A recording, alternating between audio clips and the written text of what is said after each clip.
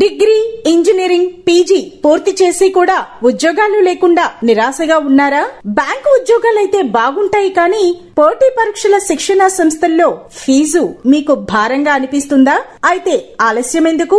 మన వెనిగండ్ల ప్రక్కనే ఉన్న కౌండిన్యపురంలోని కౌండిన్య ఐఏఎస్ అకాడమీలో హైదరాబాద్ నుండి అత్యున్నతమైన ఫ్యాకల్టీతో ఆర్థిక భారం మోయలేని వారికి సేవాభావంతో లాభాపేక్ష లేకుండా కేవలం మంచి ఫ్యాకల్టీతో అతి తక్కువ ఫీజుతో నిర్వహించబడుతున్న మన ఐఏఎస్ అకాడమీలో చేరండి, చేర్పించండి, ఉద్యోగం సాధించండి. వివరాలకు doctor E V Narayana, retired principal, TGPS college, Guntur, founder and chairman cum managing trustee, Guntur, Andhra Pradesh. Cell number 9966112933.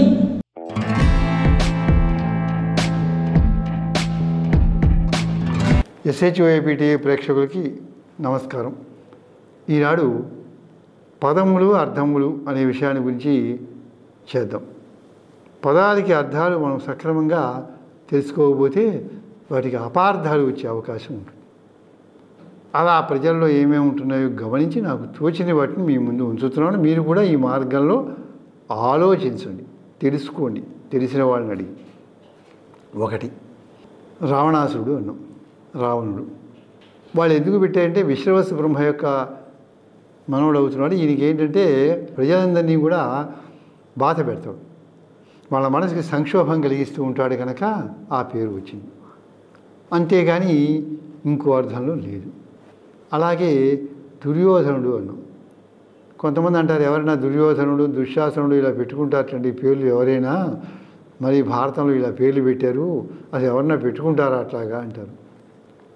పెట్టుకోవచ్చు, పెట్టుకోవడం తప్పు కాదు. ఎందుకంటే ఆ పేరుకి చెడు అర్థం లేదు. మనం అనుకుంటున్నాం దుస్సని చేరేసరికి దుర్రని, అదంతా చెడు చెడు అనుకుంటున్నాం, కానీ దానికి అనేక అర్థాలు ఉంటాయి. దుర్యోధనుడు, దుఃఖేనాపి యోద్ధం అశక్య దుర్యోధన అంటే ఏంటి? చాలా కష్టపడి కానీ ఆయన్ని జయించలేం. దుర్యోధనుని జయించాలంటే తల ప్రాణం తోక్కొస్తుందన్నమాట. అంతటి గొప్ప వ్యక్తి, అంతగా గదాయుద్ధాన్ని నేర్చుకున్నాడు. అసలు ఏం జరిగిందంటే ఇక్కడ విషయం ఉంది. ఏంటంటే బలరాముడి దగ్గర వీళ్ళిద్దరు నేర్చుకున్నారండి. భీముడు, దుర్యోధనుడు గదాయుద్ధం నేర్చుకున్నారు. ఇద్దరు గొప్ప వీరులు అయ్యారు, అయిపోయింది. తర్వాత రాజ్యాలు పరిపాలించుకుంటున్నారు, అయిపోయింది అక్కడికి కథ. తర్వాత మళ్ళీ పాండవులు అరణ్యవాసానికి వెళ్ళిపోతే బలరాముడు దుర్యోధనుని పిలిపించి తన రాజ్యానికి ప్రత్యేకంగా గదాయుద్ధంలో ఉండే మెళకువలన్నీ నేర్పాడు చాలా కాలం పాటు. అదన్నమాట. అందుకని ఏమైపోయింది, భీముడికి బలం ఉంది, సాధారణంగా గదాయుద్ధం బాగా తెలుసు. దుర్యోధనుడికి కూడా బలం ఉంది, దాంతోపాటుగా ప్లస్ ఏంటంటే టెక్నిక్స్ తెలుసు అనమాట, నీకు కూడా మెళకువలు తెలుసు. అందుకని ఆ కౌరవ పాండవ మహాసంగ్రామం వచ్చి దుర్యోధన భీముడు పోట్లాడినప్పుడు ఆ దుర్యోధనుడిని పడగొట్టడానికి భీముడికి తల ప్రాణం తోకొచ్చింది. ఎందుకంటే బలమైతే ఉంది, కుస్తీ పట్టు తెలుసు, కానీ కొన్ని మెళకువలు తెలుసు అనమాట. ప్రతి విషయంలోనూ కొన్ని సీక్రెట్స్ ఉంటాయి. వంట చేస్తున్నారనుకోండి, కొన్ని సీక్రెట్స్ ఉంటాయి అక్కడ, అవి ఎవరికి కూడా చెప్పరు, తెలిసిన వాళ్ళకి తప్ప. అందుకని ఆ రకంగా వీటిలో ఏంటంటే కొన్ని మర్మాలు ఉంటాయి, అవి బాగా తెలుసు. అందుకని పడగొట్టలేకపోయాడు, చిట్టచెడికి పడగొట్టాడు అనమాట. అంటే ఏంటి, ఆయన్ని జయించడం శక్యం కాదు, అంత గొప్ప వ్యక్తి దుర్యోధనుడు. అందుకని దుర్యోధనుడు అని పేరు పెట్టారు తప్ప దుష్టుడు అని కాదు అర్థం. దానికి దుశ్శాసనుడు అన్నారు. అంటే ఏంటి, వీ కెనాట్ టేమ్ హిమ్ అనమాట, వీ కెనాట్ కంట్రోల్ హిమ్. దుశ్శాసనుడిని ఎవరు కంట్రోల్ చేయలేరు. నా ఇష్టం అన్నట్టు ఉంటాడు, ఒక్కోసారి స్థవరణంగా ఉంటారు, ఎవరు కంట్రోల్ చేయలేరు అనమాట. అంత నిరంకుశంగా ఉండగలుగుతాడు అనమాట. ఒక్కోసారి కఠినంగా కూడా ఉండాల్సి వచ్చినా ఉంటాడనమాట. అందుకని దుశ్శాసనుడిని పెట్టారు. అంతేకాని ఇంకో రకంగా పేర్లు పెట్టలేదన్నమాట. ఎందుకంటే వీళ్ళ యొక్క పరిపాలన గురించి కూడా బాగా చెప్పారు. రావణుడు చాలా గొప్ప వ్యక్తి అనే విషయాన్ని గురించి నేను లోపల ఒకసారి చెప్పాను అనమాట. ఎందుకంటే ఆయన సర్వశాస్త్రంలో పండితుడు, అన్ని వేదాలు నేర్చుకున్నాడు, అన్ని వేదాంగాలు నేర్చుకున్నాడు.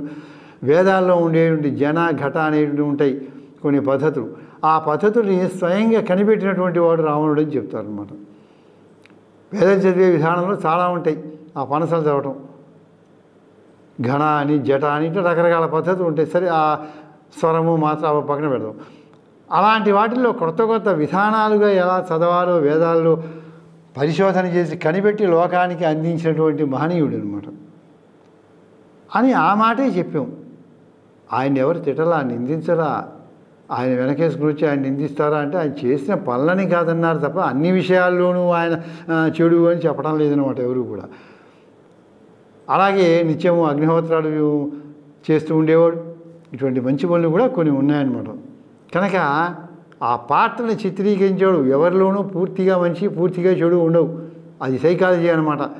ఆ విషయం తెలుసు ఋషులకి, వాల్మీకి మహర్షికి తెలుసు, వ్యాసుడికి తెలుసు, వాళ్ళకి తెలుసు. అందుకని ఏం చేశారంటే వాళ్ళు సైకాలజీ బాగా తెలిసిన వాళ్ళు కనుక ఆ రావణుడిలో మంచి లక్షణాలు కూడా చెప్పారు, అన్ని చెడు లక్షణాలు చెప్పారు. చెడు ఉంటే చెడు అని చెప్పారు అనమాట. అది కనుక అది చెడు.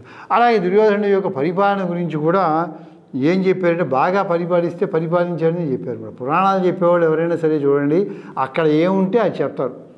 అంతేకాని ఒకళ్ళు చెడు మంచి అంటారు. ఒక దుర్మార్గుడు అంటే వాడు తిడుతూనే ఉంటారు కాబట్టి 24 గంటలు ఇంటికి వెళ్ళిన తర్వాత కూడా వీళ్ళు అలా ఎవరు చేయరు. వితన్వతి క్షేమమదేవ మాతృకా చిరాయ తస్మిన్ కురవ చకాసతి అని చెప్పాడు అనమాట. అంటే ఆయన ఏం చేశాడు, అకృష్టపచ్యా ఇవ సస్య సంపద. ఆ దుర్యోధనుడు పరిపాలన చేస్తూ ఉంటే ఒక మహాకవి వర్ణిస్తాడనమాట. ఎంత చక్కగా పరిపాలన చేశాడు అంటే భారవి ఆయన వర్ణిస్తాడనమాట. భూములు 2 రకాలుగా ఉంటాయి, కృష్టపచ్యములు అకృష్టపచ్యములు అని 2 రకాలు.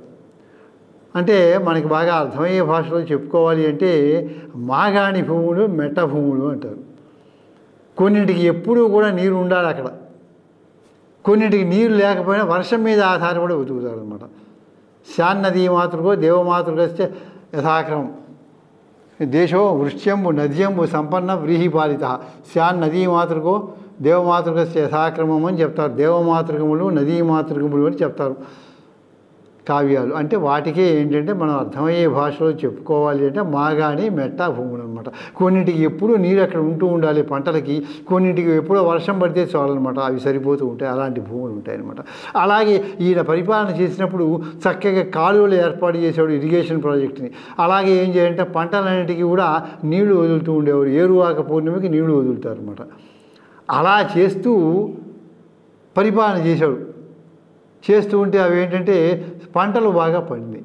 ఈ రకంగా కొన్ని మంచి పనులు చేశాడు దుర్యోధనుడు అని సంస్కృత మహాకవులు వర్ణించారు. వ్యాసుడు కూడా అలాగే చెప్పారు. అందుకని మంచి చేస్తే మంచినే అన్నారు వీళ్ళంతా. చెడల్లా చెడు ఉంటే అక్కడ చెడు ఉంటే మీరు మంచిని ప్రచారం చేసుకుంటూ ఉంటే అది తప్పన్నారు. ప్రజలకి సరైన అర్థం తెలియాలి. అలాగే ఆ పాత్రలు కొన్ని పాత్రలు చెడైనా మంచిని లోకంలో జరుగుతూ ఉంటుంది, కానీ మూలంలో అట్లా ఉండదు. ఉండకపోతే ఉండదని చెప్పుకుందాం అనమాట. అది కథ అయితే కథ అందని జరిగిందంటే జరిగిందని అక్కడ ఏది ఉంటే అది చెప్పుకోవాలన్నమాట. కనుక ఇలాంటివి కూడా వస్తుంటాయి. అలాగే లవకుశుడు ఉన్నారు, కుశుడు అన్నారు. కొంతమంది ఎలా అనుకుంటున్నారంటే కుశుడు అంటే దర్భ కుశ అంటే దర్భ నుంచి పుట్టాడు అంటారు. ఏమిటోలేండి, దర్భల నుంచి జన్మించాడు అని చెప్తూ ఉంటారు, అక్కడ ఉంది పురాణాల్లో అనుకుంటారు. అక్కడ చెప్పింది అది కాదు, ఆయన అన్న మాట ఏంటో గమనించి మనం దాని మీద చర్చ చేయొచ్చు, సందేహాలు అడగవచ్చు ఎప్పుడైనా సరే. ఎవరి గురించో ఎవరో అన్నట్టు అని ఆ మాటను పుచ్చుకొని మనం డైరెక్ట్గా వెళ్ళిపోయి అడిగేయకూడదు అనమాట. అలా కనుక ఇక్కడ ఏంటంటే లవకుశులు జన్మించినప్పుడు వాల్మీకి మహర్షి తన ఆశ్రమంలో ఉండి జన్మ అయిన తరువాత ఆయన మంత్రించిన నీరు తీసుకొచ్చి దర్భలు దాంట్లో వేసి సంస్కరించేవాడు. మనం కూడా కార్యక్రమాల్లో చూస్తూ ఉంటాం అన్నమాట. దర్భలు ముంచి చల్లుతూ ఉంటారు, చేయించేవాడు. ప్రతిమల మీద మనుషుల మీద జరుగుతూ ఉంటారు. అలాగే దర్భలతోటి వాళ్ళని సంస్కరించేవాడు కనుక ఆయనకి కుశుడు అని పేరు పెట్టారనమాట. చక్కగా అటువంటి దర్భలతో అటువంటి గొప్ప ఋషి మంత్రించి ఒక ఉత్తమ సంస్కారం కలగాలి అని చెప్పి చేసేవాడు కనుక కార్యక్రమాన్ని అంతటినీ కూడా. దాంతో ఆయన కూడా కుశ ఎంత పవిత్రంగా ఉంటుందో దర్భ ఎంత పవిత్రమో ఈతడు అంత పవిత్రుడై గొప్పవాడు అవుతాడు అని చెప్పి ఏం చేశారంటే ఆయనకి పేరు పెట్టారనమాట. కనుక అది ఆయన చాలా గొప్పవాడు అయ్యాడు కూడా. ఆయన పరిపాలించిన భూభాగం కూడా ప్రస్తుతం పాకిస్తాన్లోకి వెళ్ళిపోయిందనమాట. కనుక ఈ రకంగా పేర్లు పెట్టినప్పుడు అలా పెట్టారనమాట. అంతేకాని వాటికి అర్థాలు ఉంటాయి. మనం అపోహలు పెంచుకోకూడదు. సరైన అర్థం ఏముందో మనం చక్కగా వ్యాకరణం రీత్యా, కావ్యాల రీత్యా, పురాణాల రీత్యా తెలుసుకుని మనం అందరం కూడా ఆ రకంగా ఆలోచించడం మనం చేస్తే బాగుంటుందని మీకు తెలియజేస్తున్నాను. స్వస్తి.